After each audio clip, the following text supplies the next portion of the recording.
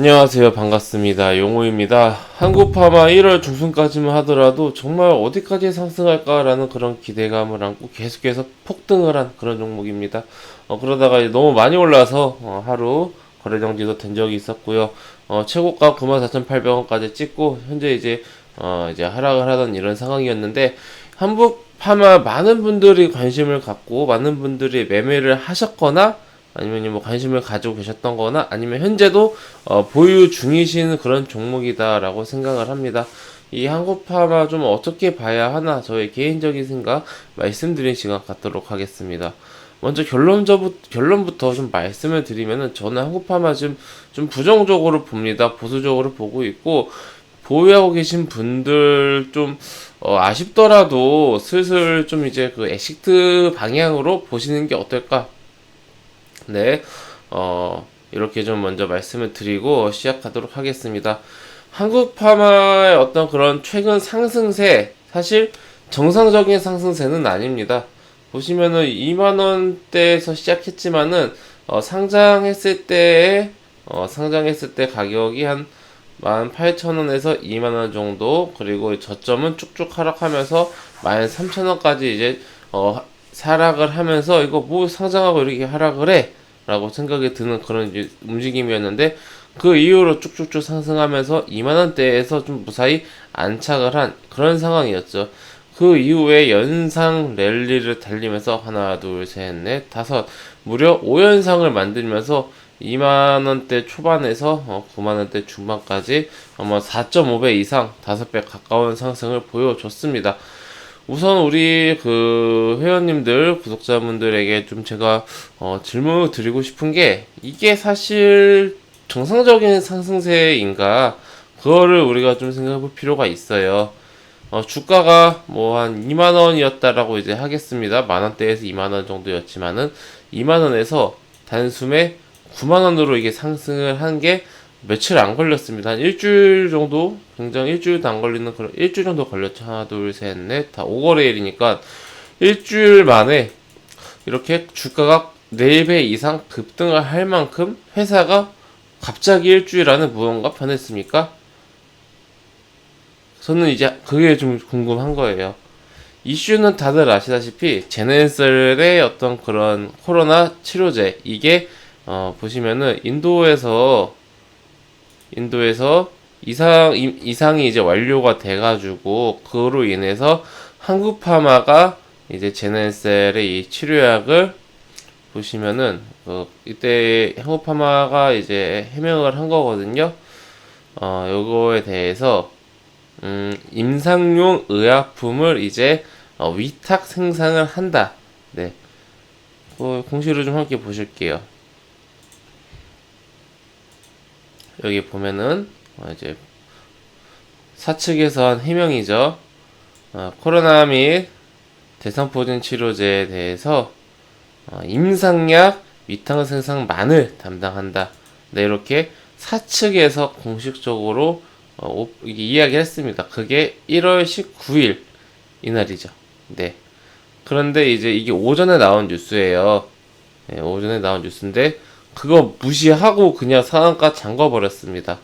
아마 갭 상승하고 아래로 쭉 이제 하락하다가 다시 이렇게 올리면서 마감을 한 그런 모습으로 보입니다. 그리고 나서 정말 이제 이 해명이 사측에서 공식 발표를 했음에도 불구하고 상한가를 잠궜다. 이것은 우리가 어떻게 해석을 할 수가 있냐면은, 뭐 사측에서 말을 하든 말든, 위탁 뭐 그 임상용이든 말든 그런 거 상관없이 우리는 잠근다. 즉 수급적인 부분으로 우리가 이해할 수가 있습니다. 회원님들 그냥 이런 좀 A라는 그냥 돌멩이에다가 A를 적어 놓고요. 이거에 대해서 계속해서 살려는 사람이 많아지고 팔려는 사람이 없고 적고 그러면은 계속해서 이 A라는 돌덩어리의 가격은 올라가겠죠. 이게 돌덩어리의 가치가 있어서 올라가는 걸까요? 아니면 수요와 공급에 의해서 가격이 올라가는 걸까요? 수요와 공급에 의해서 가격이 올라가는 거죠. 그러니까 어떠한 그 본질의 그 팩트라든지 기업의 어떤 그런 성장성, 모멘텀, 펀더멘털 이런 거 아니면은 어떤 이슈에 대한 팩트 이런 거는 그냥 상관없이 이슈를 만들고 하나의 테마, 하나의 어떤 그런 뭐 명분을 만들어서 그로 인해서 주가를 상승을 시키는 그런 모습이었다. 현재 이 상황을 놓고 보면은 이렇게까지 올라간 것도 참 대단한 거고요. 이런 패턴을 우리 회원님들 보통 앞으로 매매하실 때 주의하시는 게 좋아요. 영원히 상승할 것처럼 상승하지만은 이렇게 영원히 상승한 적은 주식시장 이래에 단 한 번도 없었습니다. 예, 이거 우선 이 팩트는 영원한 급등은 없다. 그렇다면은 결국은 이 상승 급등 이후에 나오는 것은 폭락인데 그 폭락을 내가 피해가겠다 이거거든요. 내가 매수해서 내가 매도하는 그 구간 안에서는 폭락이 없겠지 라고 생각하면서 들어가는 거거든요. 그럼 여기서 이제 9만원에 들어갔어요. 그럼 여기서 뭐 10만원 가고 11만원 가고 12만 14, 15, 16, 20, 30 가면은 사실 9만원이 쌌던 가격이잖아요. 그렇게 가면은 그 뒤에 다시 떨어지더라도 더 가면은 그렇지 않습니까? 내가 9만원에 샀는데 주가가 12만원, 15만원, 18만원, 20만원, 30만원 쭉쭉쭉 가면은 내가 9만원에 산 게 싸게 산 거 아닙니까? 뭐 어떤 그런 진실이라든지 뭐 그런 어떤 내용과 상관없이 주가가 상승을 한다라면은 근데 문제는 회원님들 문제는 영원히 상승하지 않는다는 거죠. 그러면 결국은 누군가 이렇게 사는 것이 고점일 수가 있어요. 그게 이번에는 9만 원대였을 뿐인 겁니다. 네. 이게 9만 원이 고점이었다 이게 중요한 게 아니라요. 그러니까 그 숫자가 중요한 게 아니라 요런 상승 끝에는 결국엔 폭락이 나올 수밖에 없다. 그게 중요한 겁니다. 그게 본질이에요.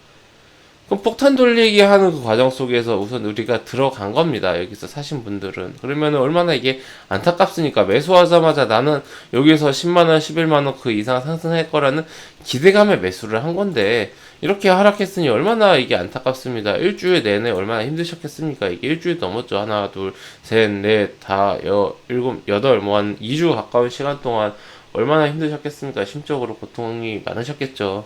예, 요런 매매는 가능하면 좀 조심을 하시는 게 좋고, 만약에 내가 9만원에 들어갔다 라고 하더라도 여기서 더 뭐 갭상승하고 뭐 점상 가고 이렇게 하면은 좋겠지만은 아닐 수도 있으니까 어느 정도 이제 뭐 스탑로스를 걸어둔다라든지 여기서 바로 가면은 수익인 거고 안 가고 이렇게 떨어지면은 뭐 한 88,000원이나 이런 구간에서 내가 매수한 가격보다 살짝 아래에서 스탑로스 손절선을 딱 걸어놓으면은 자동으로 매도가 되지 않습니까? 회원님들 그러면은 이제 최소한의 손실로 방어를 할 수 있는 거니까 그런 식으로 좀 무언가 안전장치를 놓고 이제 좀 접근을 하시는 게 좋습니다. 조정 없이 폭등으로 한 주가는 현재 조정이 나왔고요. 그리고 반등이 나왔는데 요게 전형적인 어떤 그런 N자형 반등입니다. 회원님들 이후에 여기 쌍봉까지 만들 가능성도 있습니다. 만약에 만든다라면은 우리 회원님들 좀 조심스럽게 좀 잘 정리를 하시는 게 좋고요.